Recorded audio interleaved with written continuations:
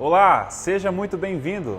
Estamos iniciando o 8º episódio da nossa série de estudos sobre os princípios fundamentais de uma igreja luterana livre. Nós estamos alegres que você continua nos acompanhando. Fique ligado que nós vamos estar aprendendo hoje o 7º, o 8º e o 9º princípio fundamental.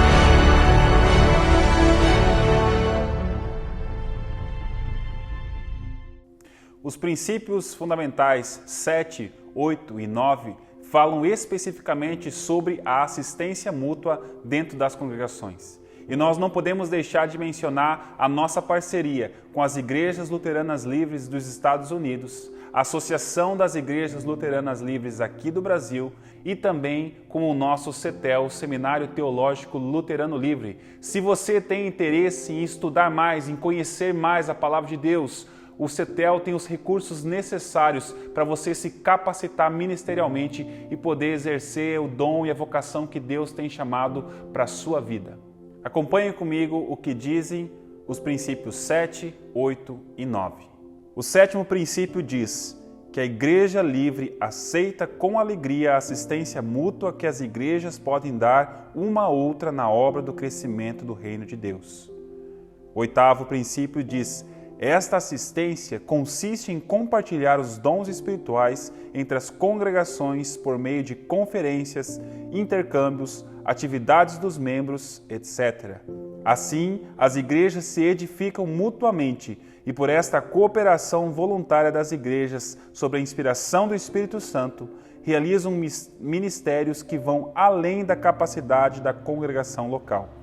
O 9º princípio fundamental fala: entre tais obras podem ser mencionadas especificamente o preparo de obreiros, distribuição de Bíblias e outra literatura cristã, missões nacionais e internacionais, orfanatos e outras obras de caridade. Os 6 primeiros princípios fundamentais de uma igreja luterana livre, eles tratam mais da questão individual da congregação local. Os outros 6, a partir do 7º, marcam uma transição e eles vão falar mais da questão do relacionamento, de atividades mútuas entre as congregações. E a palavra-chave diz para o avanço do reino de Deus.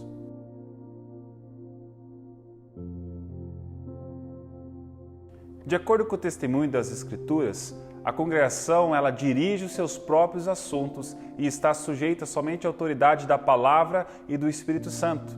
No entanto, essas congregações elas trabalham alegremente relacionando-se com outras congregações que pensam da mesma maneira para o avanço do reino de Deus na terra. As Escrituras revelam que as congregações do Novo Testamento, elas cooperavam de acordo com o princípio 7. Elas tinham esses relacionamentos, onde elas tinham atividades em comum, onde elas consultavam umas outras para decisões concernentes ao avanço do reino de Deus. Em Atos 15, nós temos o exemplo do Concílio de Jerusalém, onde as congregações e seus líderes se reuniram para tomar decisões referentes a todas as congregações. Em Atos 11, nós vemos as igrejas trabalhando em cooperação para juntar fundos para aqueles que estavam sofrendo com a pobreza em Jerusalém. Nas epístolas, nós vemos as congregações enviando mensageiros umas às outras, enviando saudações umas às outras, trabalhando nesse sentido de irmandade, com um propósito específico de avançar o reino de Deus, de a palavra ser conhecida, de o evangelho chegar a todas as pessoas. Isso demonstrava essa unidade e interdependência entre as congregações. Os princípios 8 e 9, de maneira prática, ilustram as formas e exemplos de cooperação que pode haver entre as congregações. De acordo com o princípio 8, as congregações cooperam para 2 propósitos principais. Em primeiro lugar, As congregações cooperam para o crescimento mútuo, para a edificação através do uso dos seus dons espirituais em conferências, acampamentos, atividades onde as igrejas estão reunidas e abençoando umas às outras com as suas atividades, com aquilo que ela tem para somar na vida uma da outra. De acordo com esse princípio, Deus não deu apenas dons espirituais para a congregação para o seu benefício próprio, mas também para que essa congregação possa ser uma bênção na vida de outras congregações. Portanto, as igrejas, elas devem buscar as oportunidades onde possam edificar umas às outras, onde possam ser bênção na vida uma das outras, para que o avanço do reino possa ser manifestado através desses eventos. Na Igreja Luterana Livre, esses eventos, essas atividades de cooperação, elas normalmente acontecem a nível nacional, através de acampamentos de jovens, através da conferência, congresso de mulheres, congressos de pastores e líderes e outros eventos em si, muitas vezes também regional, onde as igrejas podem estar se reunindo e abençoando e edificando umas às outras. Em segundo lugar, as congregações cooperam mutuamente umas com as outras quando elas estão com uma atividade de interesse mútuo, mas que muitas vezes excede a capacidade da congregação. Esse princípio reconhece que, às vezes, coisas podem ser feitas de melhor maneira quando congregações estão cooperando umas com as outras do que fazendo talvez o trabalho individualmente, sozinho, além da sua própria capacidade. A ideia de que nós podemos nos unir para conseguir fazer coisas maiores e melhores para o reino de Deus. Existe uma grande bênção quando as congregações trabalham em cooperação. Na ideia de que, muitas vezes, uma congregação, através das suas limitações, pelo número de pessoas, ela não consegue realizar um evento grande. Ela não consegue, talvez, organizar um congresso de mulheres.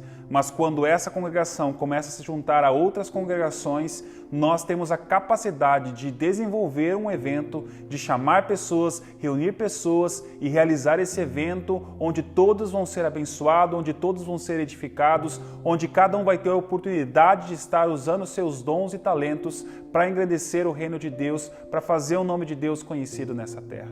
Então, esse princípio revela a importância desse trabalho em comunidade, a importância das congregações estarem realizando atividades em comunidade, se juntando. Talvez não tenha a capacidade muitas vezes de várias vezes se reunir a nível nacional, mas muitas vezes a nível regional, a nível da sua cidade, as igrejas locais estarem trabalhando juntos em eventos maiores que excedem a sua própria capacidade, para que o reino de Deus seja conhecido e para que os dons possam edificar uns aos outros. O nono princípio fundamental, ele revela praticamente aqueles trabalhos que são exclusivos da cooperação, que é muito difícil uma congregação conseguir fazer sozinho. Então requer essa cooperatividade entre todas as congregações. As 4 áreas mencionadas nesse princípio incluem o treinamento de pastores e líderes leigos através do CETEL, o Seminário Teológico Luterano Livre, o trabalho missionário nacional e internacional através do Comitê de Missões,